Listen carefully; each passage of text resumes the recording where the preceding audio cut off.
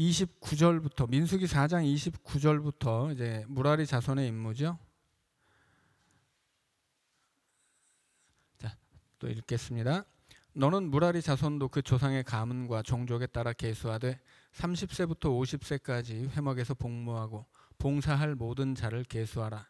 그들이 직무를 따라 회막에서 할 일은 곧 그 맬 것은 이러하니 곧 장막의 널판들과 그 띠들과 그 기둥들과 그 받침들과 뜰 둘레의 기둥들과 그 받침들과 그 말뚝들과 그 줄들과 그 모든 기구들과 그것에 쓰는 모든 것이라. 너희는 그들이 맡아 맬 모든 기구의 품목을 지정하라. 이는 제사장 아론의 아들 이다말의 수하에 있을 무라리 자손의 종족들이 그 모든 직무대로 회막에서 행할 일이니라. 자, 34절부터는 레위 사람의 인구 조사입니다. 모세와 아론과 회중의 지도자들이 고핫 자손들을 그 종족과 조상의 가문에 따라 계수하니 30세부터 50세까지 회막에서 복무하고 봉사할 모든 자, 곧 그 종족대로 계수된 자가 2750명이니 이는 모세와 아론이 여호와께서 모세에게 명령하신 대로 회막에서 종사하는 고핫인의 모든 종족 중 계수된 자이니라. 게르손 자손 중 그 종족과 조상의 가문을 따라 계수된 자는 30세부터 50세까지 회막 봉사에 참여하여 일할 만한 모든 자라. 그 종족과 조상의 가문을 따라 계수된 자는 2630명이니 이는 모세와 아론이 여호와의 명령대로 회막에서 종사하는 게르손 자손의 모든 종족 중 계수된 자니라. 무라리 자손의 종족 중 그 종족과 조상의 가문을 따라 계수된 자는 30세부터 50세까지 회막에서 복무하고 봉사할 모든 자라. 그 종족을 따라 계수된 자는 3200명이니 이는 모세와 아론이 여호와께서 모세에게 명령하신 대로 무라리 자손들의 종족 중 계수된 자니라. 모세와 아론과 이스라엘 지휘관들이 레위인을 그 종족과 조상의 가문에 따라 다 계수하니 30세부터 50세까지 회막 봉사와 매는 일에 참여하여 일할 만한 모든 자, 곧 그 계수된 자는 8580명이라. 그들이 할 일과 짐을 매는 일을 따라 모세에게 계수되었으되 여호와께서 모세에게 명령하신 대로 그들이 계수되었더라. 자, 여기서도 계속 반복되는 말은 하나님이 명령하신 대로이죠. 자, 이게 왜 중요한지는 많이 설명드렸기 때문에 더 설명하지는 않겠습니다. 이제 레위인은 한 달 이상 된 남자의 수는 22,000명이었는데 그 중에 30세 이상의 이 실무에 투입될 수 있는 숫자는 8,580명입니다. 그런데 사실은 8,580명이면 숫자가 사실은 너무 많아요. 왜냐하면 성막을 이루는 기둥, 작은 기둥 하나에 10명씩 붙어도 그래도 숫자가 남을 거예요. 자, 그래서 어떻게 됩니까? 그래서 자기의 직무를 위해서 제비를 뽑아요. 이 모든 레위인들이 한꺼번에 달려들어서 성막의 일을 감당하는 것이 아니에요. 일보다 사람이 훨씬 더 많거든요. 그래서 제비를 뽑아서 이렇게 자기에게 해당되는 그 기회가 주어질 때 성전에서 봉사하게 됩니다. 네, 그리고 그 나머지 시간들은 어떻게 살까요?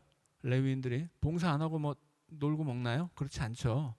나중에 이 가나안 땅에 들어가면 각 지파가 차지한 땅에 레위 지파에게 줄 성읍들이 정해져요. 그 성읍들은 레위 지파의 소유가 되는 것이 아니에요. 빌려주는 겁니다.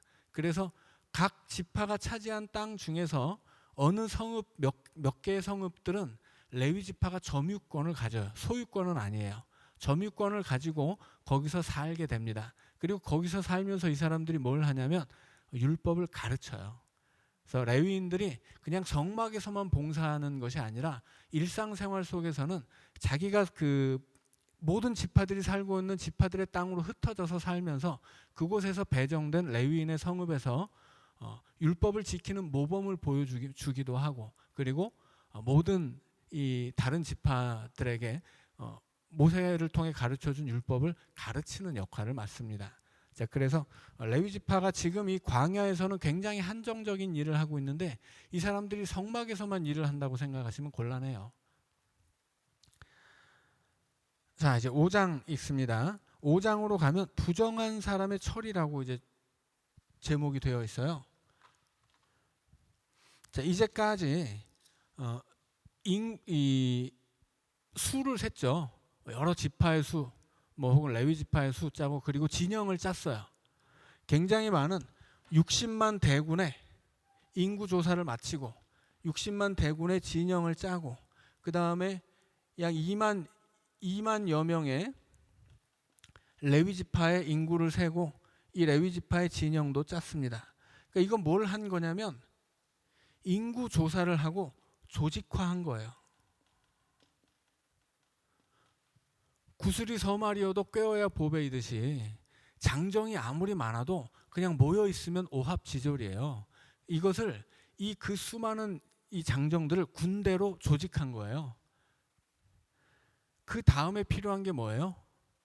그 다음에 필요한 것은 이제 군대가 가나안을 향해서 진군을 해야 되는데 인구 조사를 마쳤고 조직화됐다고 해서 거기서 끝이 아니라는 거죠.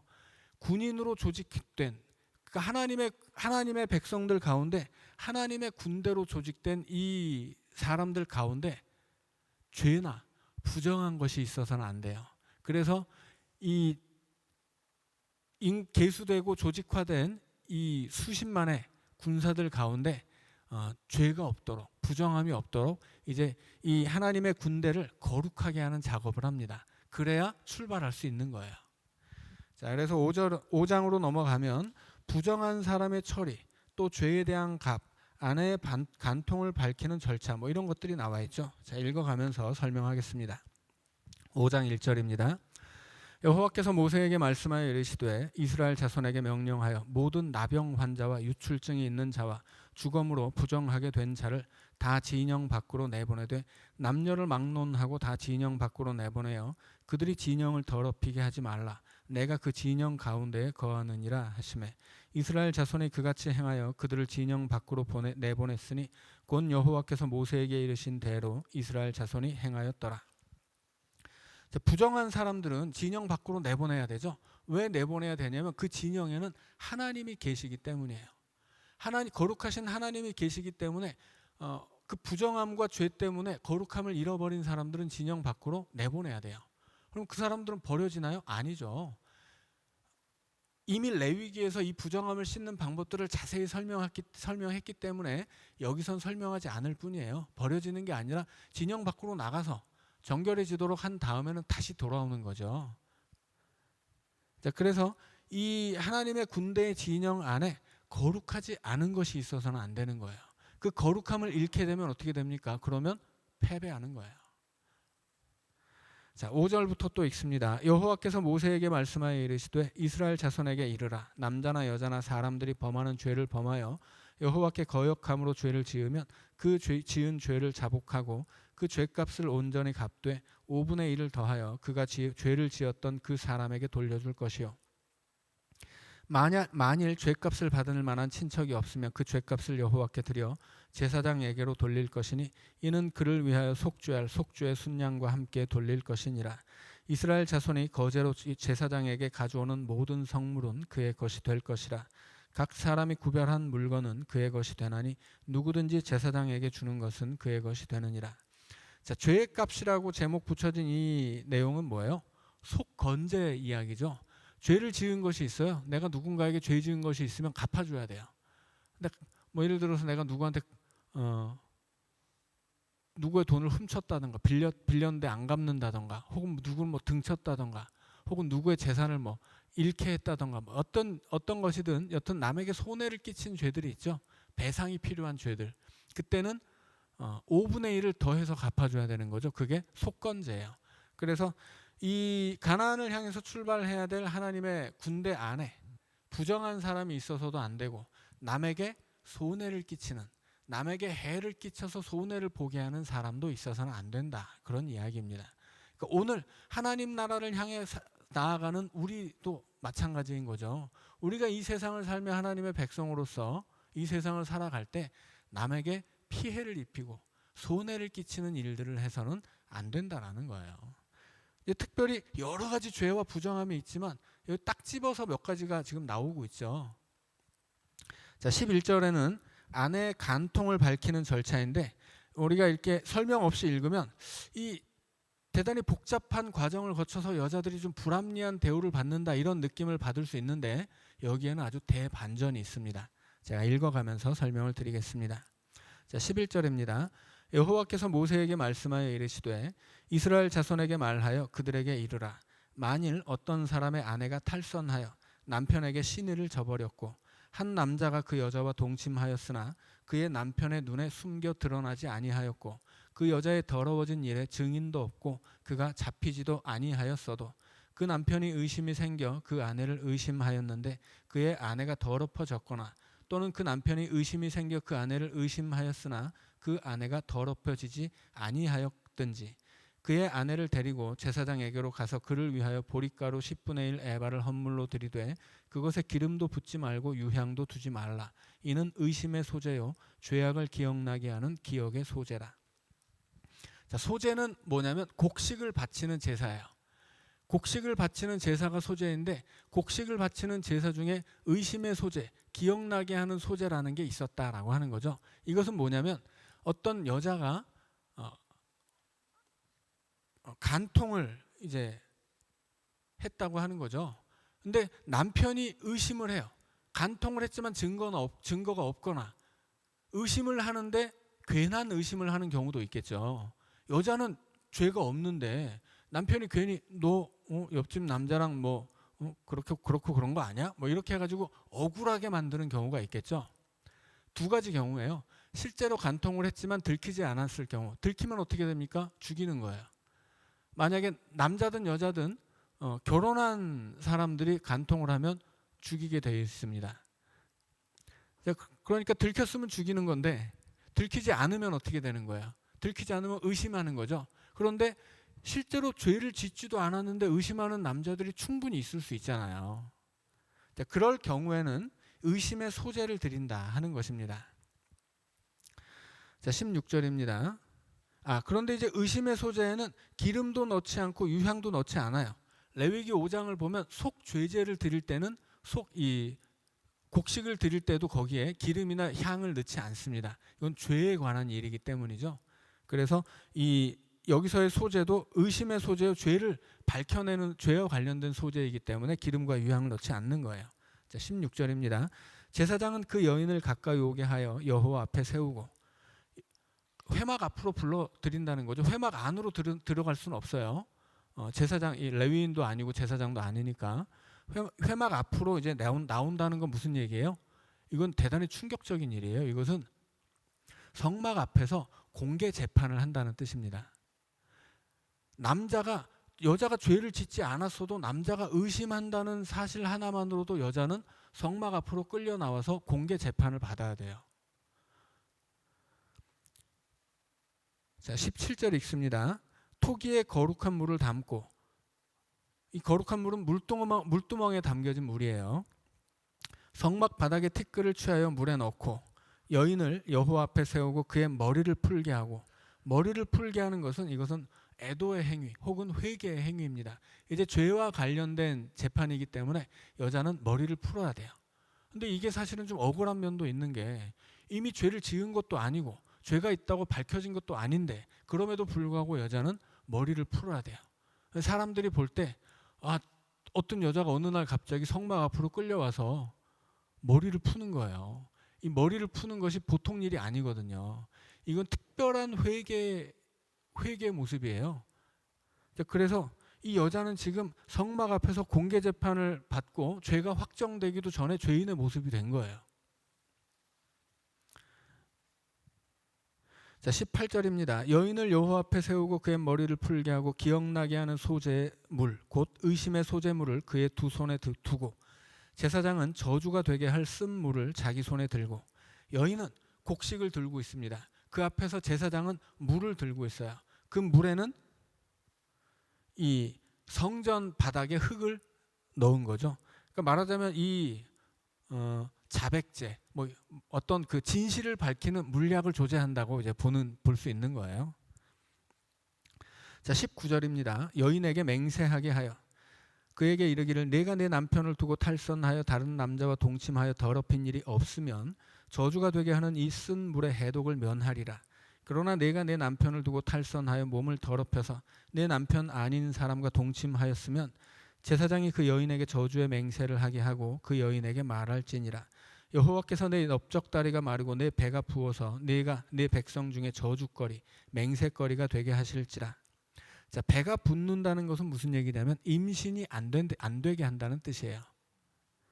그러니까 이 시대의 여인들은 임신하지 못하면 여인이 아니에요. 저주받은 존재가 됩니다. 그래서 이 오늘날도 뭐 이렇게 자식 낳고자 하는 욕심들이 많이 있지만 이 시대에는 뭐 이게 그 뭐 이루 말할 수 없는 거였어요.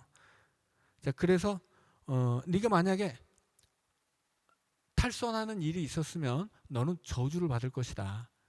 그리고 저주를 받아도 좋다고 스스로 맹세를 하게 한다는 뜻이에요. 22절입니다.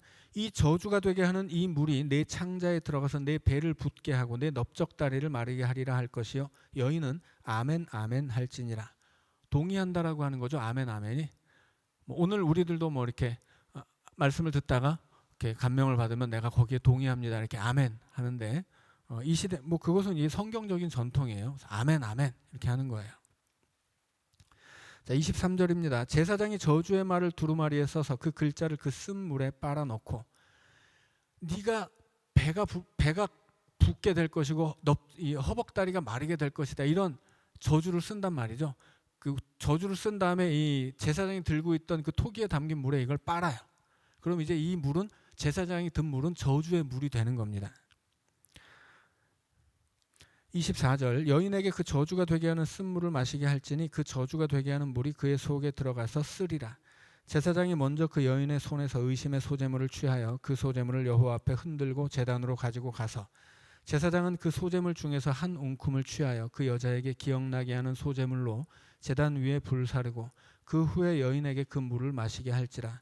그 물을 마시게 한 후에 만일 여인이 몸을 더럽혀서 그 남편에게 범죄하였으면 그 저주가 되게 하는 물이 그의 속에 들어가서 쓰게 되어 그의 배가 부르며 그의 넓적다리가 마르리니 그 여인이 그 백성 중에서 저주거리가 될 것이니라.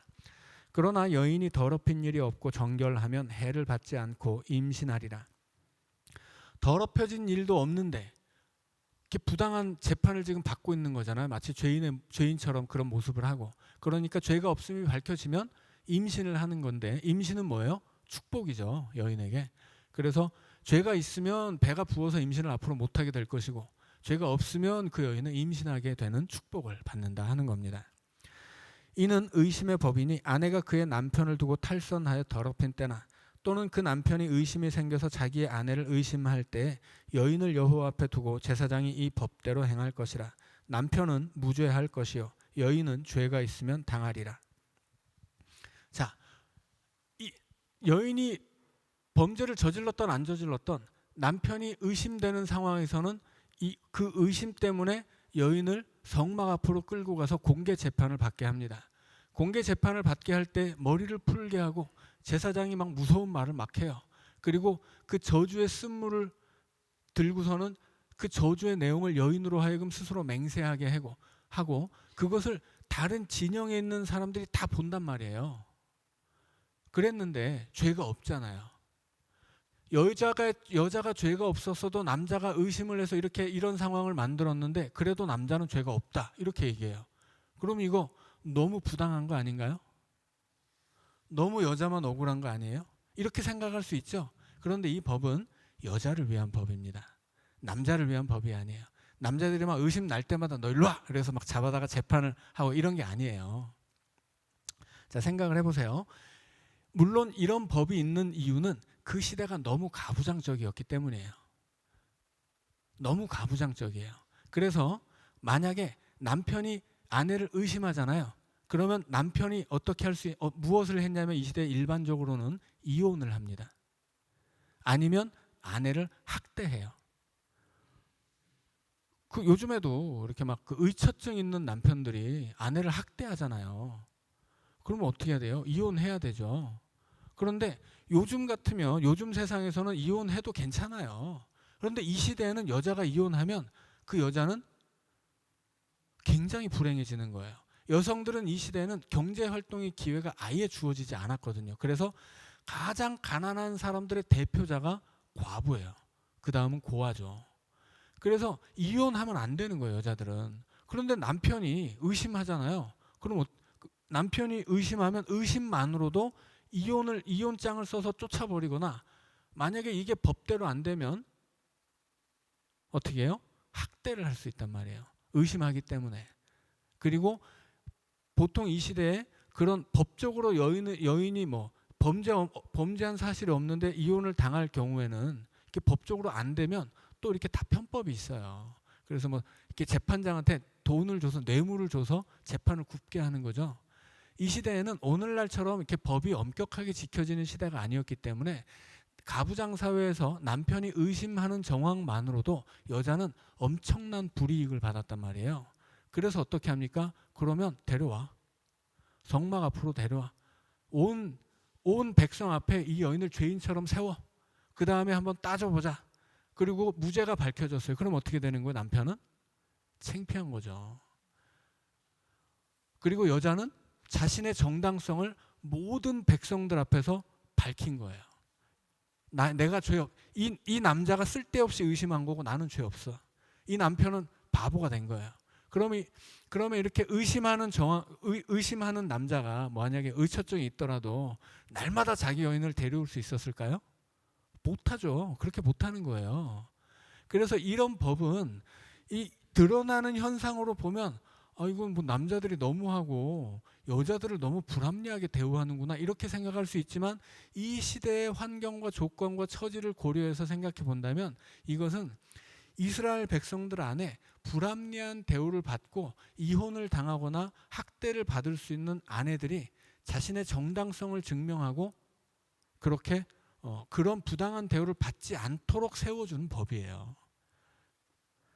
자, 그래서 이거 그냥 읽으면 세상에 이때는 아주 가부장 사회를 아주 여자를 뭐 짐승 취급했구만 이렇게 막 화가 날 수 있는데, 그렇지 않다고 하는 거죠. 오히려 하나님의 법은 이 억울한 일을 당할 수 있는 여인들을 이렇게 배려하고 그들의 정당성을 밝혀주고 그들이 남편으로 하여금 부당한 대우를 받지 않도록 지켜주었다라고 하는 것입니다.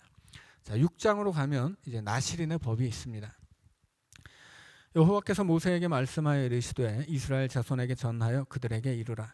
남자나 여자가 특별한 서원 곧 나실인의 서원을 하고 자기 몸을 구별하여 여호와께 드리려고 하면 포도주와 독주를 멀리하며 포도주로 된 초나 독주로 된 초를 마시지 말며 포도즙도 마시지 말며 생포도나 검포도도 먹지 말지니 자기 몸을 구별하는 모든 날 동안에는 포도나무 솟아는 씨나 껍질이라도 먹지 말지며 그 서원을 하고 구별하는 모든 날 동안은 삭도를 절대로 그의 머리에 대지 말 것이라. 자기 몸을 구별하여 여호와께 드리는 날이 차기까지 그는 거룩한즉 그의 머리털을 길게 자라게 할 것이며 자기의 몸을 구별하여 여호와께 드리는 모든 날 동안은 시체를 가까이 하지 말 것이요 그의 부모 형제 자매가 죽은 때라도 그로 말미암아 몸을 더럽히지 말지니 이는 자기의 몸을 구별하여 하나님께 드리는 표가 그의 머리에 있음이라. 자기의 몸을 구별하는 모든 날 동안 그는 여호와께 거룩한 자니라. 자, 여기까지 읽고 잠깐 설명을 드리면, 지금 나실인은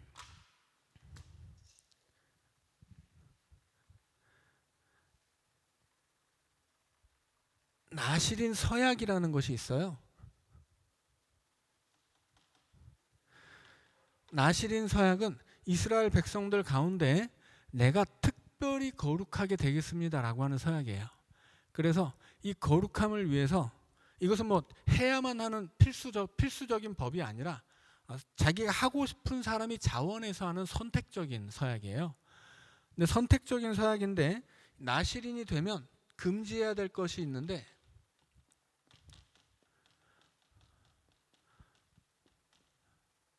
서약을 합니다. 첫째는 포도 금지예요. 포도. 여튼 포도나무에서 난 것은 포도즙이든지 포도주스든지 뭐 포도주든지 포도주가 더 독하게 만든 것이든지 아니면 뭐 생포도든지 검포도든지 뭐든지 간에 포도를 금지합니다. 포도나무에서 난 것은 다 무조건 금지예요. 그 다음에 이발 금지예요. 머리카락을 자를 수가 없어요. 그 다음에 시체 접근 금지. 시체 접근 금지인데 심지어 심지어 나실인 서약을 했을 때는 부모 형제가 죽어도 장례를 치를 수가 없어요. 이것은 누구에 준하는 규례예요? 이것은 제사장에 준하는 규례예요. 그러니까 나실인은 이 거룩의 등급이 있잖아요. 가장 거룩한 사람은 누구예요? 대제사장이고, 그 다음은 제사장이고, 그 다음은 레위인이고, 그 다음은 이스라엘 백성이고, 그 다음은 이스라엘 백성 진영에 함께 거하는 이방인들이고, 그 다음은 진 밖의 사람들인 거죠. 거룩에도 단계가 있는 거예요. 거룩한 사람의 등급이 있는데, 레위인의 등급은 제사장의 등급이에요. 대제사장처럼 가족이 죽어도 못 만져요. 그 시신을. 그러니까 장례도 치를 수가 없습니다. 혹시라도 내가 나실인 서약을 지켜가고 있는 기간인데 내 옆에서 밥 먹던 사람이 갑자기 목에 음식이 걸려서 죽었어요. 그러면 무효예요. 시신 옆에 있었으니까. 그러면 내가 서약한 그 기간이 무효가 돼버리고 다시 해야 돼요. 그것을. 그러니까 이 나실인의 기간 동안 이 사람, 나실인으로 서약이 된 사람들은 대제사장에 준하는 거룩한 존재가 되는 거예요. 그러니까 내가 그렇게 거룩해지겠다고 서약을 하는 겁니다. 그게 나실인이에요. 그래서 처음에는 포도를 금지하는데 포도를 왜 금지할까요? 포도는 두 가지 의미가 있습니다. 첫째는 포도는 기쁨이에요. 이 포도가 기쁨인 것은 이스라엘 같이 이 험한 땅에서 돈 되는 작물은 포도예요. 예를 들어서 이제 이스라엘도 남과 북이 있는데 북쪽은 좀 부유하게 살던 사람들이라면 남쪽은 가난한 사람들이거든요. 이 남쪽에 가난하게 살던 사람들에게 유일한 생계의 수단이 뭐냐면 포도 농사예요. 그나마 포도 농사를 짓기에는 괜찮은 땅이거든요. 포도 농사를 지으려면 이렇게 산 비탈에다 이걸 심어요. 왜냐하면 물하고 닿으면 별로 안 좋기 때문이에요. 그래서 포도 농사를 지을 때는 비가 안 내려야 돼요. 그래서 비가 안 내려야 되고 비가 내려도 비탈이어서 물이 빨리 이렇게 내려가서 이 포도나무 뿌리가 물을 많이 안 먹어야 됩니다. 그래야 포도가 달고 맛있어요. 좋은 포도주가 생산이 되는 거예요. 그래서 이 이스라엘의 남쪽에 사는 사람들은 다 산지잖아요. 다 비탈이에요. 그 비탈에서 양을 치기도 어렵고 농사 짓기도 어렵고 할 수 있는 건 포도밖에 없어요. 그런데 포도는 포도주를 만들면 돈이 돼요. 그러니까 오늘날처럼 포도를 심으면 막 한 나무에 수백 송이가 맺히는 그런 시대가 아니에요. 이 시대는 포도나무를 심으면 굉장히 소량의 포도가 나오기 때문에 그 포도를 거두어서 포도주를 만들면 이게 돈이 되는 시대예요. 그리고 이 가난한 동네에서 나는 이 포도야말로, 그래서 그 가난한 동네에서 포도가 나면 이 포도를 포도즙 그 틀에 넣고 막 밟잖아요. 그게 이스라엘의 남쪽 지역에서는 1년에 가장 큰 축제예요. 그래서 이 포도즙 틀에 막 포도를 다 때려 붓고 그 위에 여자가 올라가서 막 맨발로 이 포도를 막 밟거든요. 그러면 이 포도가 막 터져서 그 붉은 물이 막 튀기도 하고 옷에 묻기도 하잖아요. 이게 엄청난 기쁨의 축제였어요. 그 포도가 돈이 되니 이제 그걸로 먹고 사는 거거든요. 그래서 포도는 이스라엘 안에서 항상 기쁨을 상징하는 겁니다. 그래서 포도주가 우리 그 전라도에서 잔치 벌일 때 옛날에 홍어 없으면 잔치가 아니라고 한 것처럼 포도주가 기쁨을 상징하는 것이기 때문에 포도주가 없으면 잔치가 아니에요. 그래서 이제 예수님이 그 결혼 잔치에 갔을 때도 포도주가 떨어지면 큰일 난 거죠. 그럼 결혼식 잔치가 완전히 망치는 거거든요. 그래서 포도라고 하는 것은 기쁨을 상징합니다. 그런데 기쁨을 상징하는 이유는 이 포도가 풍요로움의 상징이기 때문이에요. 그런데 풍요가 쌓이면, 돈이 많이 쌓이면 그 기쁨의 포도주를 많이 먹으면 어떻게 됩니까? 그때부터는 죄짓게 돼요. 그래서 이 포도는 기쁨의 상징이기도 하지만 죄의 상징이기도 해요. 왜냐하면 성경 안에 이 포도나무에서 나온 열매로 만든 그 포도주 때문에 짓는 죄들이 엄청나게 많거든요. 노아가 그랬잖아요. 노아가 술 먹고 취해가지고 옷 다 벗고 있다가 그 자식들이 저주를 받는 사건이 벌어지죠. 뭐 그런 거 수도 없죠. 아브라함의 조카였던 롯도 딸들 데리고 도망쳐서 동굴에 숨었는데 술 먹고 딸들하고 동침해요. 그래서 암몬과 모압이 태어나죠. 그러니까 이 술이 죄를 만들어내는 이 대단히 큰 뭐 도구가 되는 거예요. 또 뭐가 있을까요? 아론의 두 아들 레위기에서 왜 죽었어요? 술 먹고 그 함부로 아버지처럼 해보려다가 죽었잖아요. 그러니 이 포도주라고 하는 게 보통 이 무서운 게 아니었단 말이에요. 또 뭐가 있을까요? 뭐 여러 가지죠. 뭐 잠언에서도 왕은 포도주나 독주를 먹으면 안 된다. 아주 못을 박아요. 왜냐하면 술 먹고 나면 재판을 굽게 하기 때문에요.